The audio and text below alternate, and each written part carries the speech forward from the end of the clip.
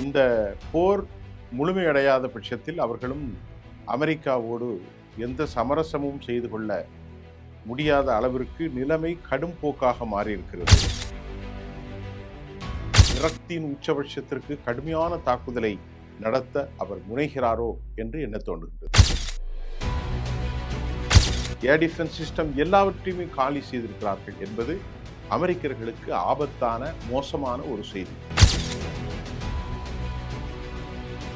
ஈரானுடைய பணத்திலிருந்து அமெரிக்கா தமது இழப்பிற்கு பணத்தை ஈடு செய்து கொள்ளும் என்று சொல்லியிருக்கிறார்.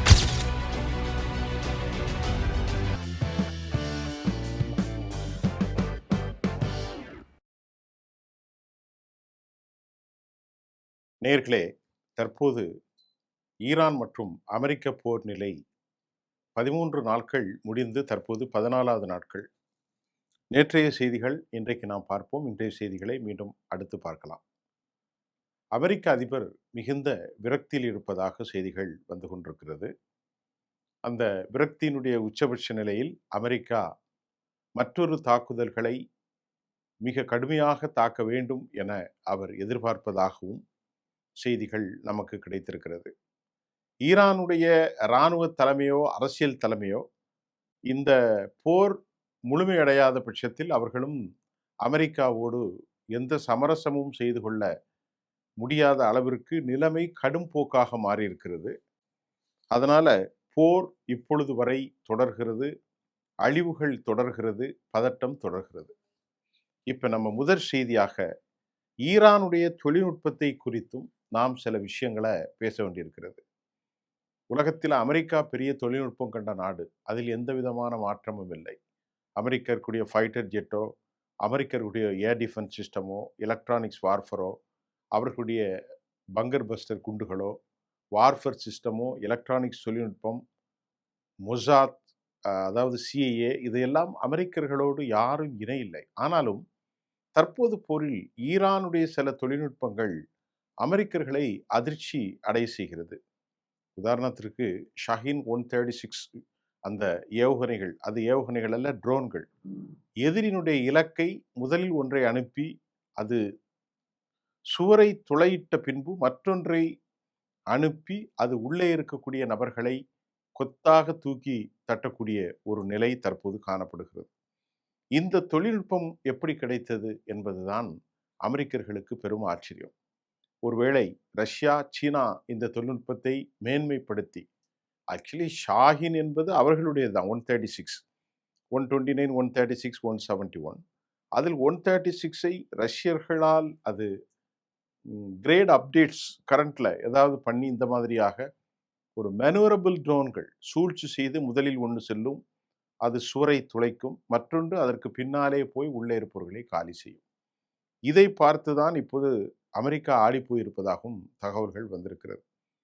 அமெரிக்கர்களுக்கு பொதுவாக எல்லா நிலைகளிலுமே முழுமையான தாக்குதல்கள் முடிந்து போயிருக்கிறது. அமெரிக்கர்கள் பெரும் இழப்பை தொடர்ந்து உயிராலும் அமெரிக்காவுடைய திருப்பி உங்களுக்கு சொல்லணும்னு சொன்னா, இத்தனை வருஷமா கோலாச்சி கொண்டிருக்கக்கூடிய மத்திய கிழக்கிலிருந்து அமெரிக்கா தற்போது வெளியேறக்கூடிய ஒரு சூழலோ, அல்லது அமெரிக்கர்களுடைய ஏர் ஸ்ட்ரைக்கர்கள், அமெரிக்கருடைய டிஃபென்ஸ் சிஸ்டம் மத்திய கிழக்கில் எல்லா நிலைகளிலும் அது ஒரு பாதுகாப்பு அல்லாத ஒரு நிலையை உருவாக்கி இருக்கிறது என்பது 100 விழுக்காடு உண்மை. அதில் எந்த விதமான சந்தேகமும் இல்லை. ஆகவேதான் டொனால்ட் ட்ரம்ப் அமெரிக்காவில் ஏற்பட்டிருக்கக்கூடிய உள்நாட்டு கலவரங்கள், குழப்பங்கள், செனட் சபை, அமெரிக்க பிரதிநிதித்துவ சபை, அமெரிக்காவினுடைய காங்கிரஸ், இவைகளெல்லாம் இணைத்து அவர் சொல்கிறார், விரக்தியின் உச்சபட்சத்திற்கு கடுமையான தாக்குதலை நடத்த அவர் முனைகிறாரோ என்று எண்ண தோன்றுகின்றது. இஸ்ரேல் தற்போது அமைதியாக இருப்பது அது கூட ஒரு ராஜதந்திர நடவடிக்கைகள் தான் என்று சொல்லப்படுகிறது. இப்போ அமெரிக்காவினுடைய போராட்டம் மத்திய கிழக்கு, அமெரிக்காவுடைய போராட்டம் ஈரான். ஆனால் இஸ்ரேல் இப்பொழுது அமைதியாக இருக்கிறது. அது ஒரு ராஜதந்திர நடவடிக்கை என்றுதான் சொல்லப்படுகின்றது. இஸ்ரேலுக்குள் எப்போதும் இல்லாத அளவிற்கு ஈரானிய உளவாளிகள் அதிகரித்து வருவதும், ஈரானுடைய உளவாளிகள் இஸ்ரேலிய தலைவர்களை படுகொலை செய்வதற்கான திட்டத்தை அவர்கள் தீட்டி வருவதையும் மொசாத் கண்டுபிடித்திருப்பதாகவும், அதன் மூலமாக ஈரான் தலைவர்களை கடைசி நேரத்தில் காப்பாற்றி விட்டார்கள் என்ற தகவலும் இஸ்ரேலிலிருந்து வருகிறது. எப்போதும் இல்லாத அளவிற்கு உளவாளிகளை அவர்கள் விற்றிருப்பதும், அபிஷியல் மட்டத்தில் இருக்கும் மிகப்பெரிய ஆட்களையே அவர்கள் விலைக்கு வாங்கியிருப்பது உண்மையாக இருந்திருந்தால் இது இஸ்ரேலுக்கு நல்ல செய்தி அல்ல. இஸ்ரேல் இதை ஒரு பயங்கரவாத செய்தி என்று சொன்னாலும் இஸ்ரேலுடைய ஆத்மார்த்தமான ஒரு செயலியக்கம் இதுதான். படுகொலைகள் செய்வது, எதிரிகளை காலி செய்வது. அந்த நிலையில் ஈரானும் அதே ஸ்டைலாக தனது உளவு அமைப்புகளின் மூலம் இஸ்ரேலுக்குள் அவர்களுடைய ஆட்களை வைத்து படுகொலைகளை செய்யக்கூடிய ஒரு அரசியல் அதிகரித்து வருகிறது. ஒரு இராணுவ நிலை மோசமா இருக்கு. இந்த நிலையில இப்போ இஸ்ரேல் ரொம்ப அமைதியா இருக்கு. அதுக்கு என்ன காரணம் அப்படின்னு பார்த்தா, வேறு எந்த காரணமும் இல்லை. அதற்குள் ஒரு சூட்சமம் இருக்கிறது. ஆகவே ஏதோ ஒரு காரணம். இஸ்ரேல் ஆரம்பத்திலே அடித்து டயர்டாகி விடாமல் கடைசியில் ஒரு பெரிய தாக்குதலை, நாம் ஏற்கனவே சொன்ன மாதிரி 700க்கும் மேற்பட்ட விமானங்களோடு ஒரு கலெக்டிவ் பைண்டிங், அனைவரையும் இணைத்து கொண்டு ஒரு தாக்குதலுக்கு இஸ்ரேல் வலிமையாக இருக்க வேண்டும் என்ற ஏதோ ஒரு இராணுவ திட்டம் இருப்பதை நாம் மறுக்க முடியாது. ஈரானுடைய பொருளாதார நிலைகளை முழுமையாக அமெரிக்கர்கள் காலி செய்து வருகிறார்கள். ஈரானுடைய ஏர்போர்ட் அடிச்சிருக்கிறார்கள், ஈரானுடைய ஃபோர்ட், ஈரானுடைய மக்கள் வாழும் இடங்கள். இப்போ ஈரானை பொருளாதார நிலைமையில் சிக்கப்பட்டு கொண்டு அவர்களை காலி செய்வதற்கு அமெரிக்கா இந்த திட்டத்தை ஈடுபடுத்தியிருக்கிறது. இதற்கிடையில பஹ்ரைனில் இருக்கக்கூடிய அமெரிக்காவினுடைய மிகப்பெரிய கம்பெனியான அமேசான் டேட்டா சென்டர்ஸ், அது அமெரிக்காவுக்கு இந்த போரில் பல வகைகளிலும் துல்லியமாக உதவி வருவதாக தகவல்கள் வந்ததை அடுத்து 2வது முறையும், ஏற்கனவே குவைத் என்று நினைக்கின்றேன், தற்போது அது பஹ்ரைனில் 2வது முறையாக அமேசான் டேட்டா சென்டர் தாக்கப்பட்டது. நேற்று அறிந்து கொள்ள முடியாத CIA உளவுத்தளத்தை ரியாத்தில் இருந்ததையும் ஈராக்கில் இருப்பதையும் தாக்கியிருக்கிறார்கள். ஆக இதையெல்லாம் அமெரிக்கர்களுக்கு எதிராக அவர்கள் விஷமத்தனமான ஒரு தாக்குதலை முன்னெடுத்திருக்கிறார்கள் என்பதும் நமக்கு தெளிவாக தெரிகிறது. ஆகவே பரஸ்பரம் 2 பேருமே பொருளாதார கேந்திர முக்கியத்துவம் வாய்ந்த இடங்களில் அமெரிக்கர்களும் குவைத் மற்றும் பல இடங்களில் ஈரானியர்களும் தாக்குவது நோக்கம் ஒன்றாகத்தான் இருக்கிறது. கிட்டத்தட்ட அமெரிக்கா 1430 என்கின்ற அளவில் அமெரிக்கர்கள் ஏவுகணைகளை இந்த போரிலே அவர்கள் ஈரானியர்களுக்கு எதிராக வீசியிருப்பது அமெரிக்காவினுடைய அந்த ஏரியல் ஆயுத குடோன்களில் வலிமை குறைந்திருக்கிறது. குவைத்திலிருந்து ஹிமாஸ் ஏவுகணைகள் ஈரானியர்களை நோக்கி, ஈரானுடைய நிலைகளை நோக்கி வீசப்பட்டிருக்கிறது. இந்த மாதிரி ஒரு சூழ்நிலையில்தான் அமெரிக்க அதிபர் விரக்தி அடைந்த நிலையில் இருப்பதாக நியூயார்க் டைம்ஸ் செய்தியிலே சொல்லியிருக்கிறது. நிலைகளில் இருப்பவர்கள் இறுதிப் போருக்கு தயாராகிறார்களா என்ற கேள்வி வருகிறது. நீங்கள் பார்த்தீர்கள், ஈரான் தரைப்படை தாக்குதலில் வந்தால் எதிர்கொள்ளக்கூடிய அளவிற்கு நாட்டு மக்களிடத்தில் கைகளில் ஆயுதங்களை கொடுத்திருக்கிறார்கள். அதை மீறி அமெரிக்கர்கள் மீண்டும் இறங்கினால் அது ஒரு ஆப்கானாகவோ, ஈரானாகவோ, ஈராக்காகவோ, வியட்நாமாகவோ மாறும், சிரியாவாக மாறும் என்பதில் எந்த சந்தேகமும் இல்லை. ஆக அந்த மாதிரியாக ஒரு அழிவுபட்ட தேசம் அல்ல இது. நிலைத்தன்மையோடு தற்போதும் நின்று கொண்டிருக்கக்கூடிய ஒரு தேசமாக இருப்பதால் அமெரிக்கா அவ்வளவு எளிதாக உள்ளே கால் வைத்து நுழைந்து வேட்டையாடிவிட முடியாது என்பதையும் நாம் கவனத்தில் கொள்ள வேண்டும். பஹ்ரைன், குவைத் 2 நாட்டிலிருந்தும் மக்கள் உடனடியாக நீங்க வெளியேறிடுங்க.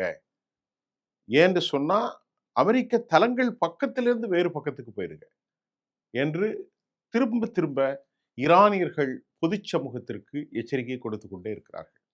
பஹ்ரைனாக இருந்தாலும் சரி, ஜொர்டானாக இருந்தாலும் சரி, குவைத் 2 பேருமே அமெரிக்காவுடைய நிலைகளுக்கு பக்கத்தில் யாரும் இருக்காதீர்கள், உடனடியாக இடத்தை காலி செய்யுங்கள் என உத்தரவு பிறப்பிக்கப்பட்டிருக்கிறது. ஜோர்டான்ல உள்ள அஷ்ராக் ஏர்பேஸ் விமான நிலையத்தில் ஏர்கிராப்ட் ஹேங்கர்ஸ் ஃபர்ஸ்ட்ல, அது மட்டும் இல்லாமல் aircraft maintenance hangers, aircraft maintenance hangers fully வந்து டெஸ்ட்ராய்டு பை ஈரான். இப்போ கிட்டத்தட்ட ஜொர்டானிலும் நேற்று உள்ளதை போன்றுதான் இன்றைக்கும் முழுமையாக அழிவுக்கு உட்பட்டப்பட்டிருக்கிறது. அதில் எந்த மாற்று கருத்தும் இல்லை. குவைத், பஹ்ரைன், ஜோர்டான் ஏற்கனவே அல் உதீது தளத்தில் யாரும் இல்லை என்று சொல்லியிருக்கிறோம். இங்கே நாம் சொல்வது aircraft hangars, aircraft maintenance hangars எல்லாவற்றையுமே F-35 முழுமையாக, F-15, X-16 Eagle, F-18 Hornet, F-25 Raptor air defence system எல்லாவற்றையுமே காலி செய்திருக்கிறார்கள் என்பது அமெரிக்கர்களுக்கு ஆபத்தான மோசமான ஒரு செய்தி. குவைத்தில் அல் உதைரிங்கிற ஒரு இடத்துல மிகப்பெரிய தாக்குதலை ஈரானியர்கள் நடத்தியிருக்கிறார்கள். அல் உதைரி தளத்தில் உள்ள கட்டடங்கள் மட்டுமில்ல, குவைத்தில் இருக்கக்கூடிய அமெரிக்காவினுடைய ஆயுத குடோன்கள் முழுமையாக அழிக்கப்பட்டிருக்கிறது. மிக கடுமையான தாக்குதலை ஈரானியர்கள் செய்து வந்திருக்கிறார்கள்.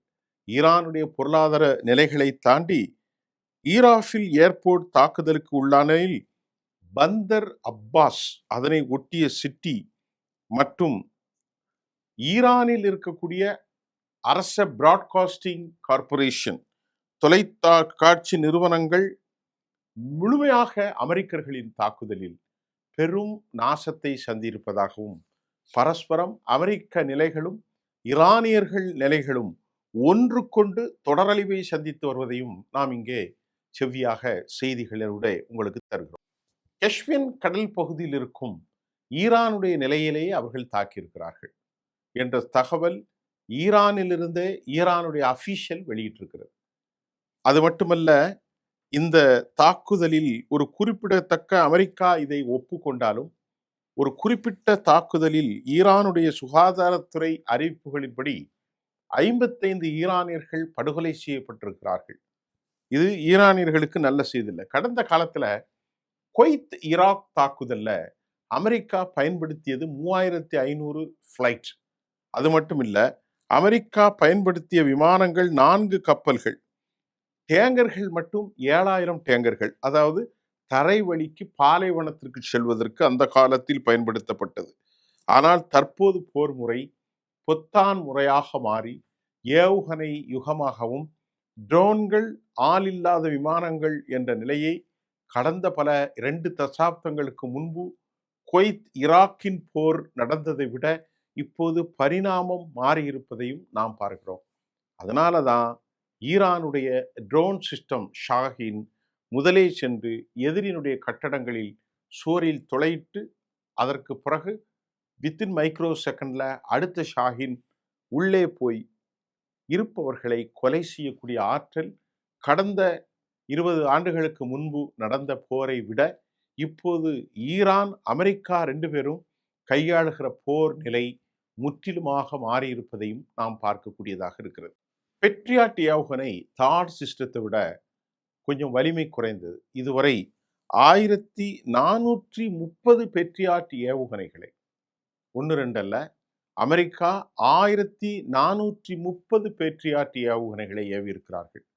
இப்ப இந்த பேட்ரியாட் ஏவுகணைகள்லாம் இனி அவர்கள் உரு கொடுத்து புதிதாக வடிவமைப்பு செய்வதற்கு ஒரு 5-3 ஆண்டுகள் ஆகலாம்.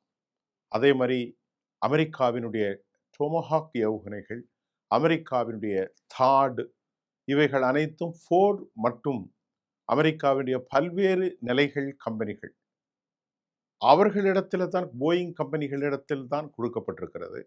நிறைய யூரோப்பிய கான்ட்ராக்டர்ஸும் அமெரிக்கர்களுக்கு இந்த பெட்ரியாட் 1430 ஆக இப்படி வடிவமைப்பு செய்வது ஒரு கால் சீனாவின் போர் நடந்தால் அமெரிக்கர்கள் பெரும் இழப்பை சந்திப்பார்கள் என்ற அச்சம் மூட்டும் கருத்தும் அமெரிக்காவிலிருந்து வெளியே வருவதையும் நாம் இங்கே பார்க்கின்றோம். இந்த பேரறிவுகளின் மூலம் அமெரிக்கா ஆயுத குடோன்கள் மேலும் மேலும் மேலும் வற்றி வருகிறது. காரணம் என்னவென்றால், அமெரிக்க அதிபர் ஒருவித விரக்தியிலே இருக்கிறார். அதனால அவருக்கு நிறைய விஷயங்கள் தெரியாது. தாக்குதலை அவர் சொன்னவுடன் இந்த கோஆர்டினேட்ஸ் டேவிட் கெயின் அந்த தாக்குதலுக்கு ஒப்புக்கொள்வார்.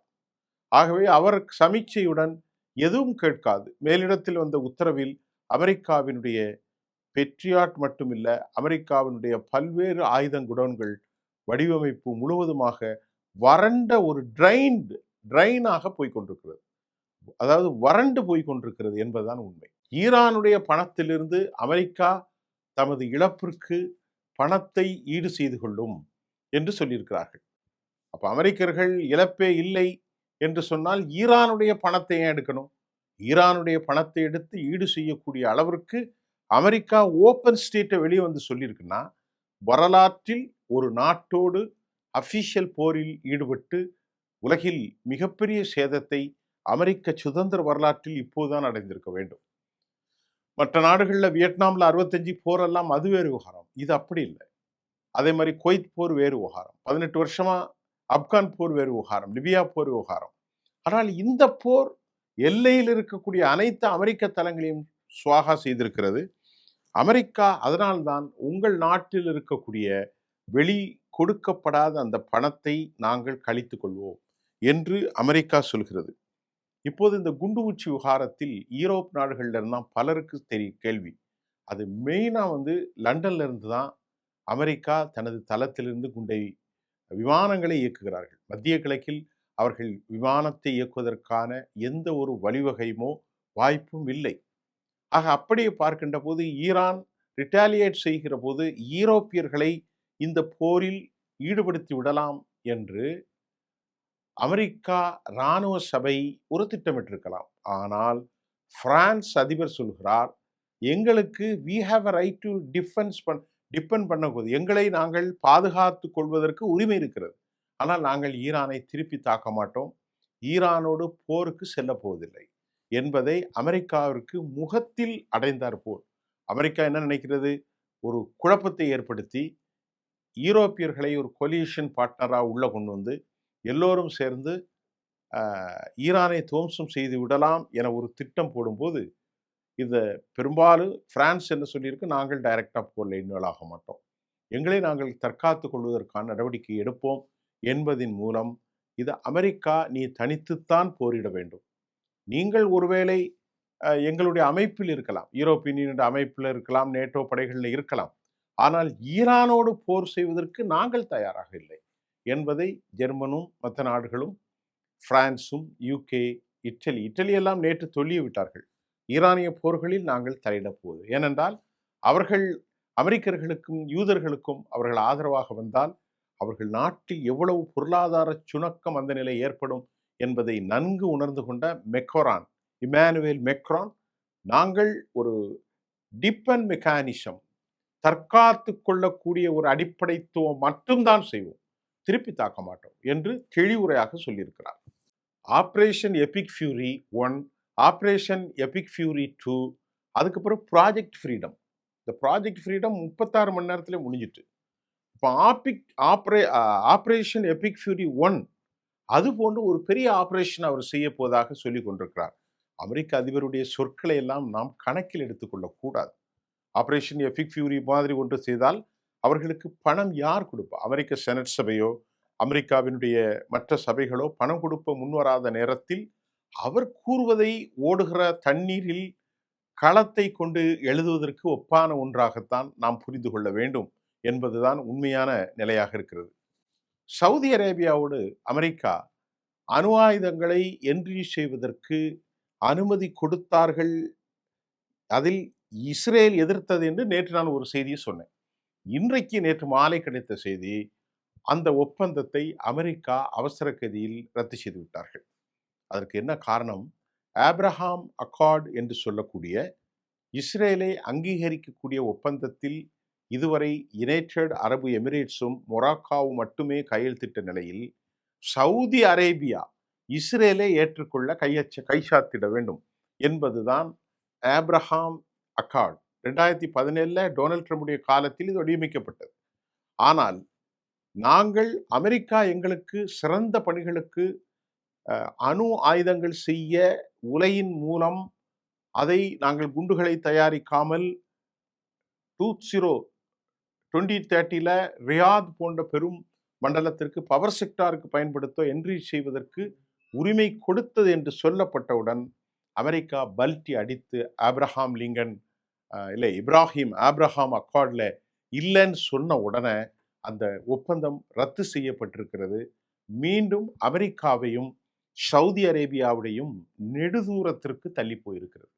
சவுதி அரேபியா மீண்டும் தனது உறவுகளை மறுபரிசீலனை செய்யும் அல்லது முழுமையாக அமெரிக்காவிலிருந்து விலகும். இதுதான் உண்மை. இதுதான் நடக்க போகுது. குவைத்தில் நான் நேற்று சொல்லியிருந்தேன், குவைத்தில் மன்னர் ஃபேமிலி வெளியேறிட்டார்கள் என்று. அது பல நண்பர்கள் அவர்கள் குடும்பம் பாதுகாப்பு கருதி போயிருக்கலாம். ஏனென்றால் இந்த போரில் ஈரான் குவைத்தை தான் டார்கெட் செய்திருக்கிறார்கள். உதாரணத்திற்கு நீங்கள் பார்த்தால் அல் அலி சலேம், குவைத்தில் இருக்க இராணுவ தளவாடங்கள், camp Udairi, camp Doha, camp Arifjan போன்ற குவைத்தில் இருக்கக்கூடிய அமெரிக்க நிலைகள், Al Udairi, camp Doha, camp Arifjan, எல்லாம் கேம்ப் உதீரி. அமெரிக்கா இது குறித்து இவ்வளவு நாசத்தை, அழிவை குவைத்தில் அமெரிக்கா தளம் சந்தித்த போதும் யுஎஸ் எந்த ஒரு கமெண்ட்ஸும் யுஎஸ் தரப்புல வரல. அது ரொம்ப முக்கியமாக விஷயம் இருக்கும். அதே போன்று ஈரானில் அவாஸ், ஈரானில் இருக்கக்கூடிய பந்தர் அப்பாஸ், ஈரானில் இருக்கக்கூடிய கொராம்பாத் ஆகிய ஈரானுடைய நகரங்கள், அவாஸ், பந்தர் அப்பாஸ், கொராம்பாத் போன்ற ஈரானுடைய நகரங்கள் பயங்கரமான அழிவை சந்தித்திருக்கிறது.